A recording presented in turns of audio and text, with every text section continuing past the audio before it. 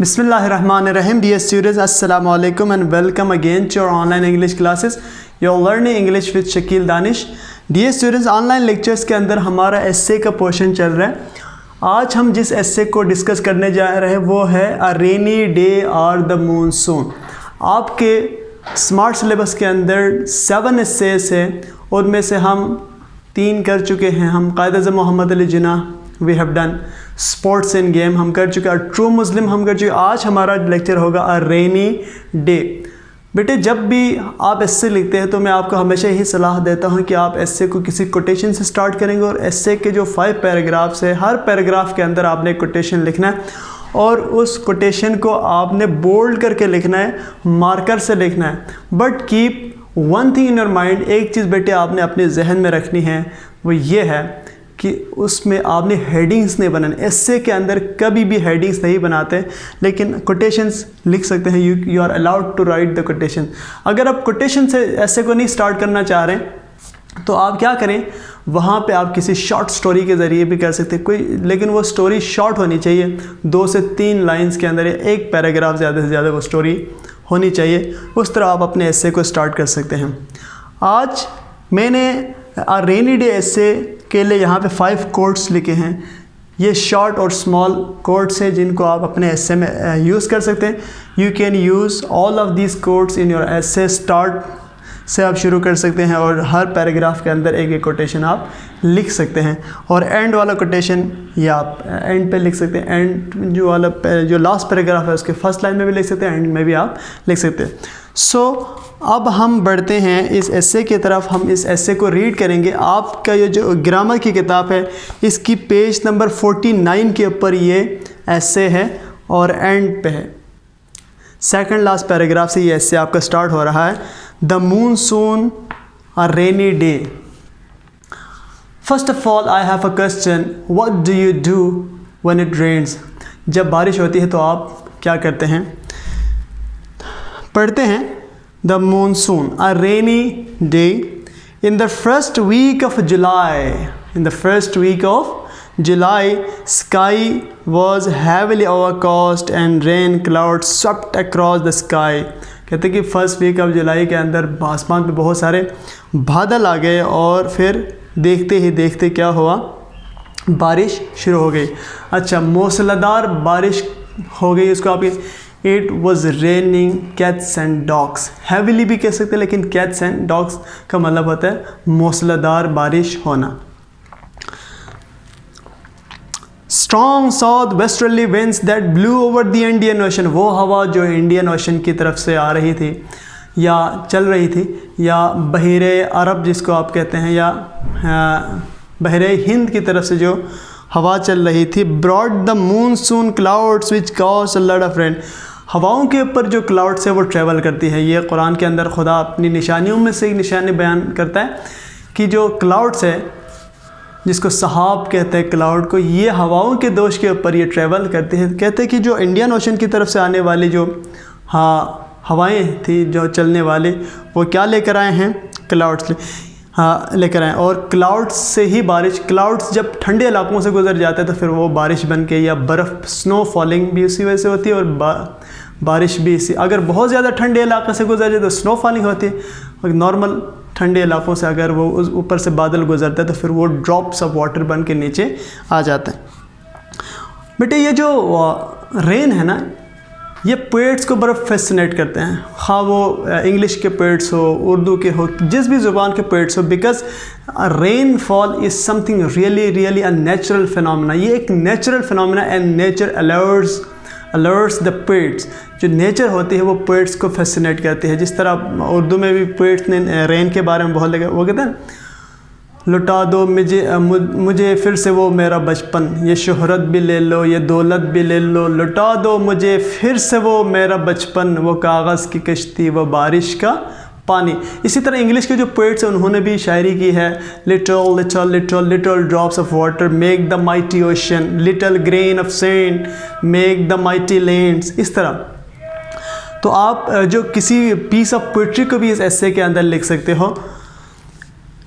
हाँ, आगे बढ़ते। South westerly Monsoon is refreshingly cool and it brings relief to the gasping, heat-stricken people. Refreshingly cool से मराद है delightful, peace giving. Heat stricken people वो लोग होते हैं जो गर्मी से निडाल लोग होते हैं, जिस तरह हमने पिछले 1-2 सालों में कराची में देखा कि वहाँ पे गर्मी की वजह से, कोई गैस्पिंग की वजह से क्या हो, बहुत सारे लोग मर गए। तो हीट स्ट्राइकन पीपल के लिए, जो गर्मी से निडाल लोग होते हैं, उनके लिए रेत या रेन जो है ना, वो बहुत एक अल्लाह की बहुत बड़ी नेमत होती है। सो इट डिड इन जुलाई, ये जुलाई में ये मुमकिन हुआ। When the temperature rose alarmingly high, जब टेम्परेचर बहुत ज़्यादा ऊपर हो गया।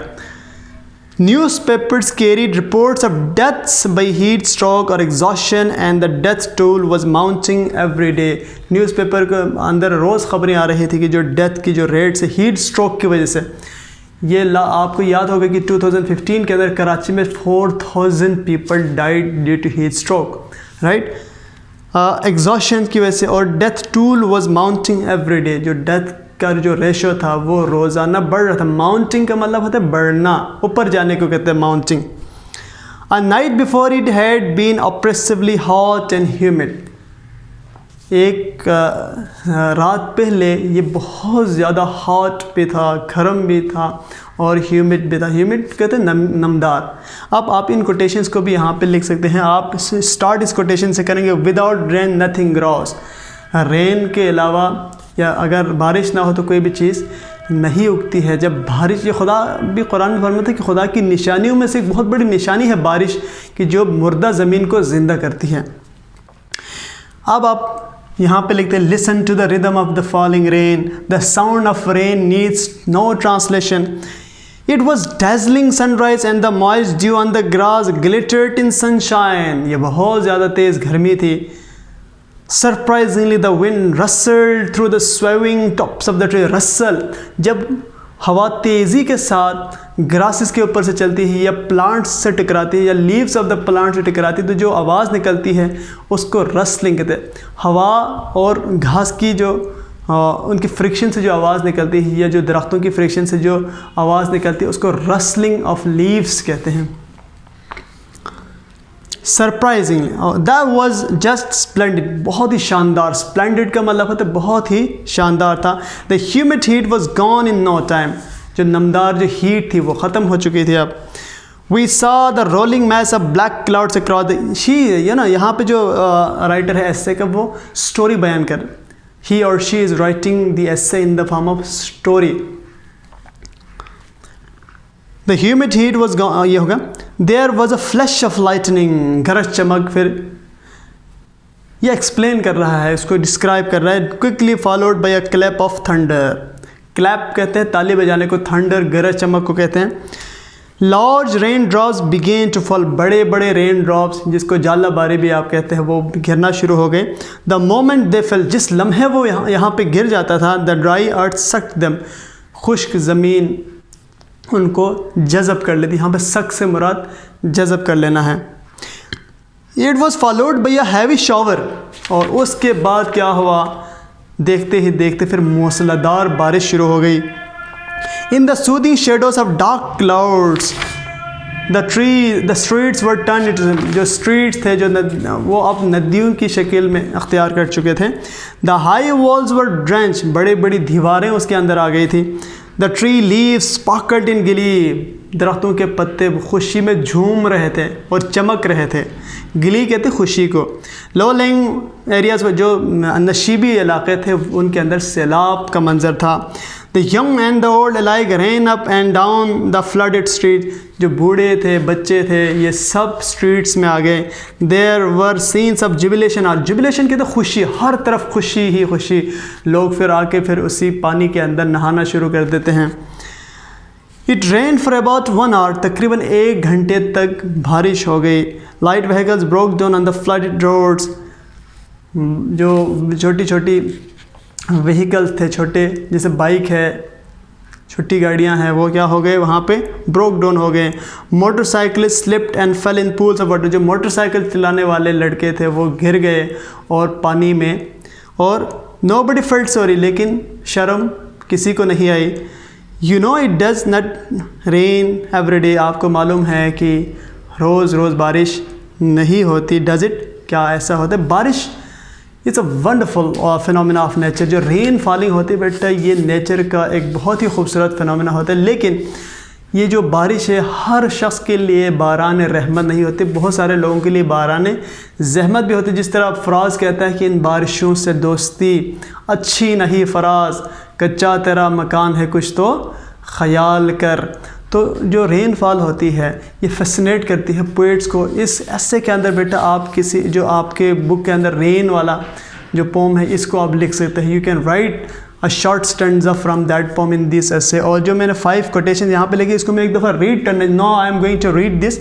विदाउट रेन नथिंग ग्रोस, बग़ैर या बिना बारिश की कोई भी चीज़ नहीं होता। Listen to the rhythm of the falling rain, गिरते हुए जो रेन है उसकी रिदम को आपने सुनना है।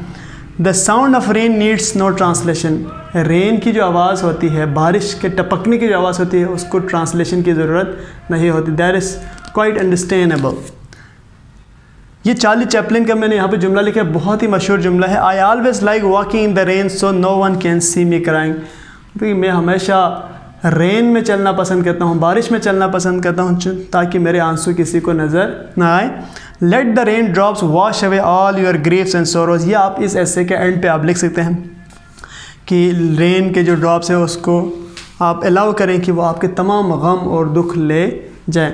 सो it's enough for today, see you in the next lecture, till then अल्लाह हाफिज़ एंड टेक केयर।